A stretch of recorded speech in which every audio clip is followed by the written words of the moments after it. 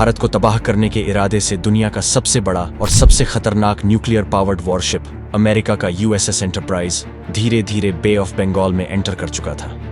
साल 1971 India Pakistan war अपने peak पर थी। बांग्लादेश की लिबरेशन की लड़ाई चल रही थी और ठीक उसी वक्त पाकिस्तान को बचाने के लिए अमेरिका बीच में कूद पड़ा। अमेरिका ने भारत पर न्यूक्लियर बम गिराने का प्लान बनाया और अपना कैरियर बे ऑफ बंगाल में उतार दिया।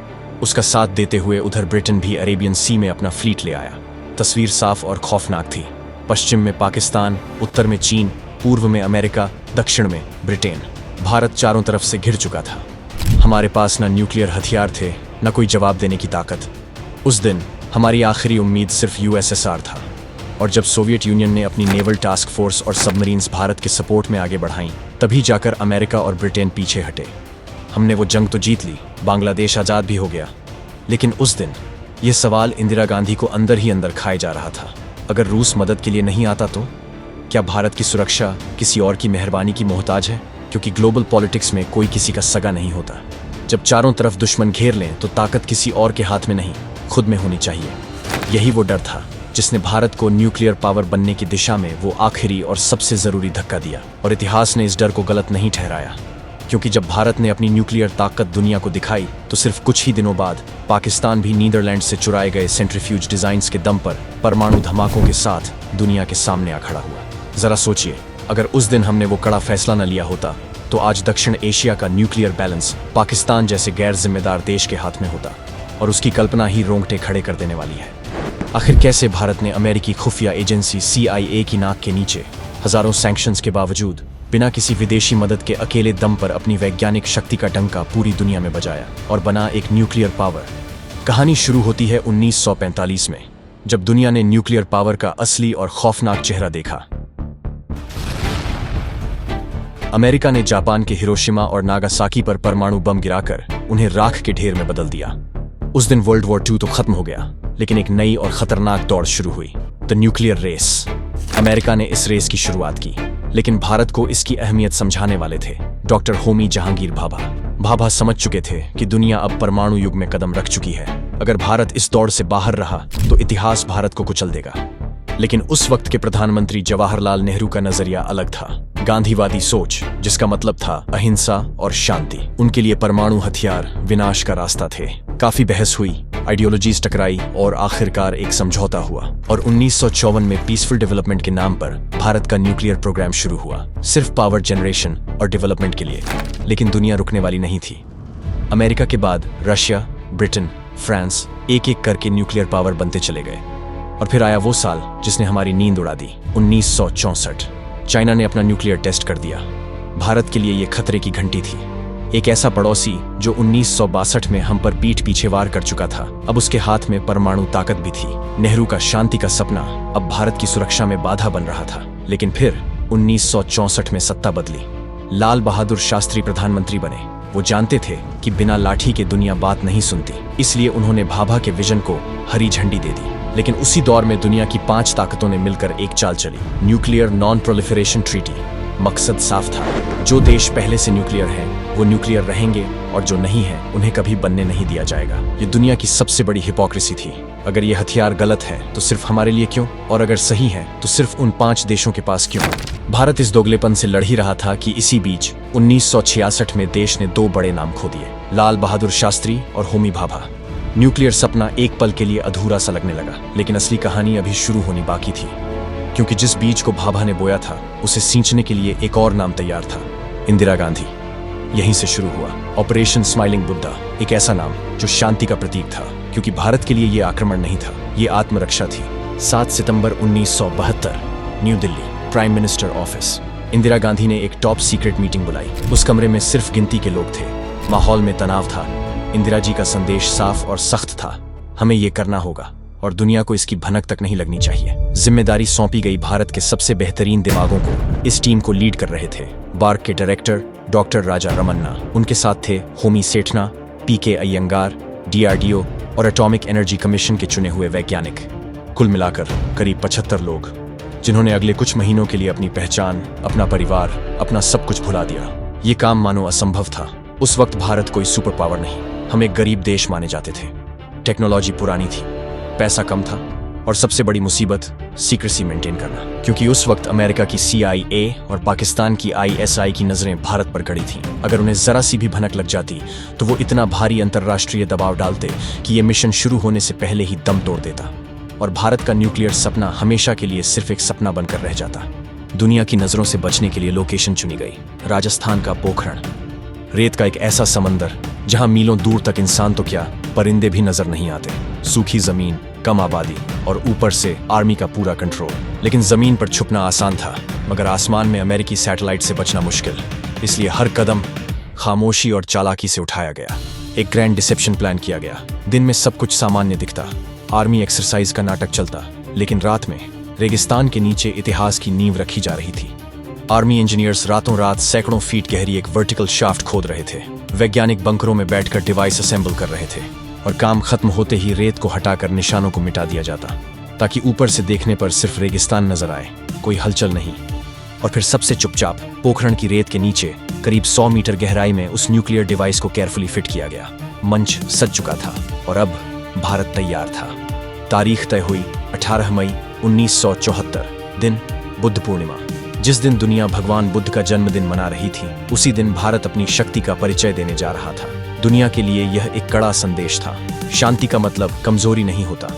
सुबह के 8:05 पोखरण के बंकर में वैज्ञानिकों की सांसें अटकी हुई थीं।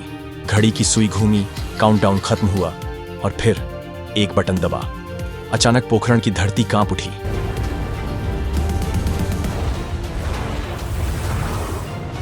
रेगिस्तान के बीचों बीच रेत का एक विशाल पहाड़ ऊपर उठा और फिर एक गहरा गड्ढा बन गया। धमाका जमीन के अंदर था, लेकिन उसकी गूंज पूरी दुनिया ने सुनी। 8 किलोटन की एनर्जी, एक प्लूटोनियम आधारित फिजियन एक्सप्लोजन और सबसे जरूरी नो रेडियो एक्टिव फॉल्ट, बिल्कुल वैसा ही जैसा प्लान किया गया था। सालों की तपस्या अब हकीकत बन चुकी थी। डॉक्टर रमन्ना ने कांपते हाथों से दिल्ली में इंदिरा गांधी को फोन मिलाया और बोले, the Buddha has smiled. Mission कामयाब रहा। इंडिया दुनिया का छठा देश बन गया था जिसने न्यूक्लियर टेस्ट किया। और सबसे बड़ी बात, UN सिक्योरिटी काउंसिल के उन 5 देशों के बाहर भारत पहला देश था जिसने ये हिम्मत दिखाई। लेकिन सच यह भी था कि यह जीत अधूरी थी। 1974 का यह धमाका सिर्फ एक साइंटिफिक एक्सपेरिमेंट था। इसे मिसाइल में फिट नहीं किया जा सकता था। इसे लड़ाकू विमान से दुश्मन पर गिराया नहीं जा सकता था। इस फिशन टेस्ट का मकसद सिर्फ दुनिया को यह साबित करना था कि भारत में वो काबिलियत है। लेकिन यह एक वेपनाइज्ड बॉम्ब नहीं था। सीधे शब्दों में कहें तो हमने बारूद बना लिया था, लेकिन बंदूक बनानी अभी बाकी थी। हमने दुनिया को अपनी काबिलियत तो दिखा दी, लेकिन ये जीत अपने साथ एक भयानक तूफान लेकर आई। अगले दिन की न्यूज हेडलाइंस थीं, India test nukes, world angry. पूरी दुनिया में हड़कंप मच गया। अमेरिका और वेस्टर्न कंट्रीज आग बबूला हो गए। उन्हें लगा भारत ने धोखा दिया है। रातों रात भारत पर खड़े इकोनॉमिक सैंक्शंस लगा दिए गए। कनाडा, जो हमारा पार्टनर था, उसने न्यूक्लियर सपोर्ट बंद कर दिया। पूरी दुनिया भारत के खिलाफ एकजुट हो गई और सबने मिलकर न्यूक्लियर सप्लायर्स ग्रुप बना लिया, जिसका मकसद था भारत को अलग थलग करना, ताकि हमें टेक्नोलॉजी न मिले, फ्यूल न मिले और हमारा न्यूक्लियर सपना यहीं दफन हो जाए। हमें न्यूक्लियर क्लब का हिस्सा मानने से साफ इनकार कर दिया गया। हम न्यूक्लियर देश तो बन गए थे, लेकिन अधूरे। हमारे हाथ बांध दिए गए, हमारी तरक्की का रास्ता रोक दिया गया। लेकिन दुनिया यह नहीं जानती थी कि यह पाबंदियां हमें रोकेंगी नहीं, बल्कि हमें आत्मनिर्भर बनाना सिखाएंगी। अगले कई सालों तक भारत शांत रहा। दुनिया को लगा कि सैंक्शंस के डर से भारत रुक गया है। उन्हें लगा कि अमेरिका की धमकियों ने भारत के न्यूक्लियर प्रोग्राम की कमर तोड़ दी है और अब भारत कभी न्यूक्लियर पावर नहीं बन पाएगा। लेकिन वो नहीं जानते थे, जिसे वो हार समझ रहे थे, वो दरअसल तूफान से पहले की खामोशी थी। जरा दुनिया की बाकी न्यूक्लियर ताकतों को देखिए। अमेरिका के पास दुनिया की सबसे बड़ी इकोनॉमी थी। रूस के पास एक विशाल मिलिट्री इंडस्ट्रियल कॉम्प्लेक्स। ब्रिटेन और फ्रांस के पास उनके पुराने कॉलोनियल रिसोर्सेज और ढेरों एलाइज। और चीन के पास सोवियत यूनियन का सपोर्ट और सालों का मिलिट्री बिल्डअप था। मगर भारत के हिस्से में क्या आया? हजारों सैंक्शंस, 24 घंटे की सर्वेलेंस, P5 देशों का प्रेशर और हर रोज की धमकियां। तो हाँ, इस सपने को सच करने में वक्त जरूर लगने वाला था, लेकिन इन सब के बावजूद हमने अपनी तकदीर खुद लिखने की ठान ली थी। भारत वो पहला देश बनने वाला था जो अकेले अपने दम पर नामुमकिन को मुमकिन करने वाला था। लेकिन जब हम अपनी लड़ाई लड़ रहे थे, पड़ोस में एक नया और बड़ा खतरा पनप रहा था। खबरें पक्की थी कि पाकिस्तान चीन की मदद से चुपके अपना एटम बम बना रहा है। हालात अब बदल चुके थे। अब पाकिस्तान भी न्यूक्लियर पावर बनने की कगार पर था। वक्त रेत की तरह हाथ से फिसल रहा था। हमें जल्द से जल्द इसका जवाब देना था। 1974 में हुआ ऑपरेशन स्माइलिंग बुद्धा तो सिर्फ एक शुरुआत थी।